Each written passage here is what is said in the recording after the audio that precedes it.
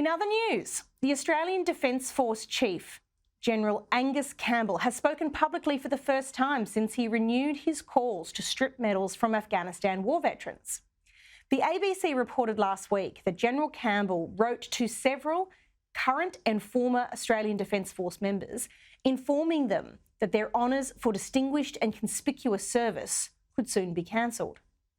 This appears to represent a direct overturn of the decision of then Defence Minister Peter Dutton on this very issue. Unsurprisingly, this has come under fire from veterans groups who thought that this matter had been settled once and for all.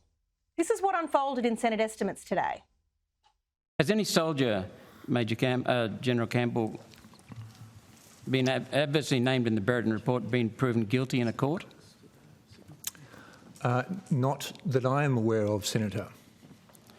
And yet, as we sit here, you are now in the process of making another attempt to strip medals from soldiers. You've referred the removal of further awards to the Minister for Defence. Is one of those awards you're attempting to have removed from soldiers the Distinguished Service Cross? So, Senator, the question of the awarding and the appropriateness of decorations, particularly with regard to distinguished service, arises from whether that service was indeed distinguished. And the command accountability of the performance of the leader, as much as the question of the command accountability of the leader for the performance of those that they led. And this, Senator, is an administrative issue. It is not, and it is separate to questions of criminality, which you are conflating it with. Joining me now is former Australian Special Forces Commando, Wes H Hennessey. Wes, thank you for joining me. Are you surprised by what you've just heard from General Campbell? No, not at all, unfortunately. And as you can see there, he's separating the two issues, which is important that we note. So currently the General is taking administrative action, or we've been led to believe he is, against persons who have been awarded both Distinguished Service Cross and, for that matter, other honours and awards. So we don't specifically know exactly what medals and whom's being targeted. And then we have the Brereton report, which is the criminality component, which is handled by the Office of Special Investigations. I think the wider question here that I'd like to sort of put across, though, is we need to ask ourselves, what is the cost of when the CDF is continuing to bring up these issues? And I don't mean a financial cost. There's a tremendous issue at the moment with the force and being to do with morale and to do with retention. And then for those reasons, we're trying to recruit heavily, which is another issue on its own. So every single time the Chief of the Defence Force raises these issues with very, very little transparency, what that causes is a ripple effect throughout the wider veteran community, and it causes a lot of concern to a lot of different veteran organisations who have to deal with all that, the ripple effect and the mental health issues. Also, we've got the issue of what's happening with the current force. As I said, retention issues, recruitment issues, we've got capability issues.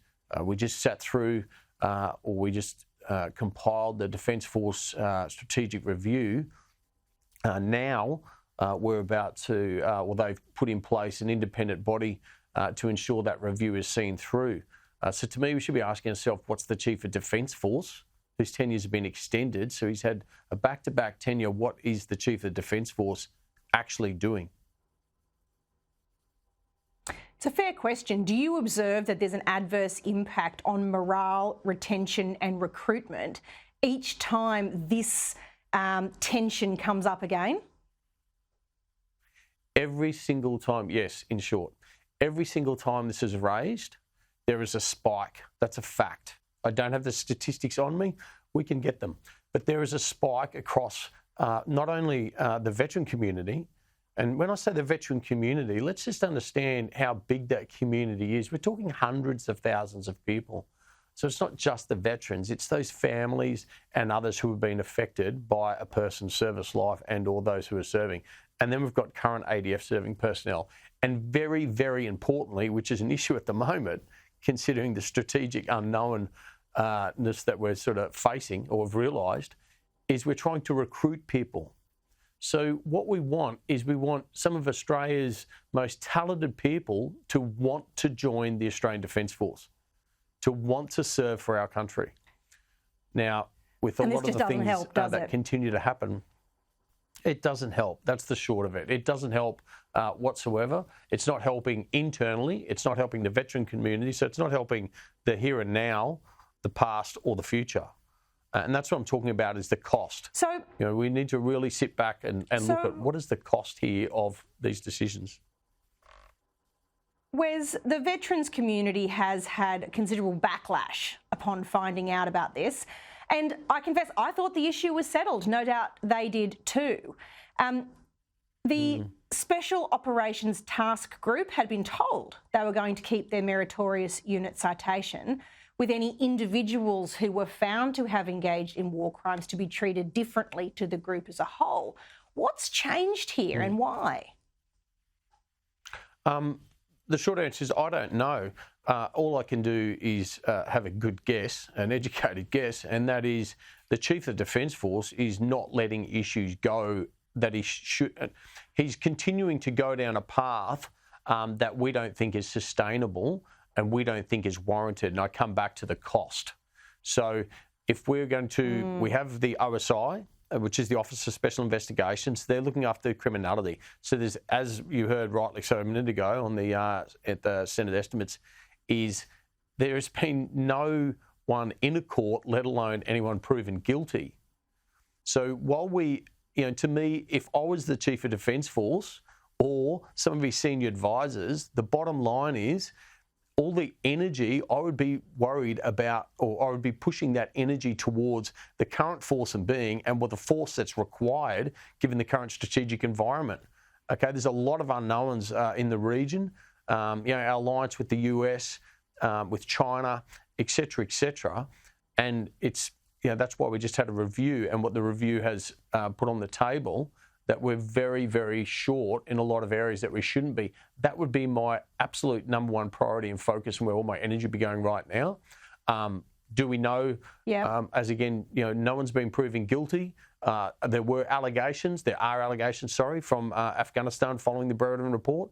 But is it worth continuing to pursue those allegations versus the cost and follow-on effect that it's having on the force and being, the previous force being the veteran community, and our future soldiers, sailors and airmen that we are trying to recruit into an Australian Defence Force that's undermanned and suffering with retention?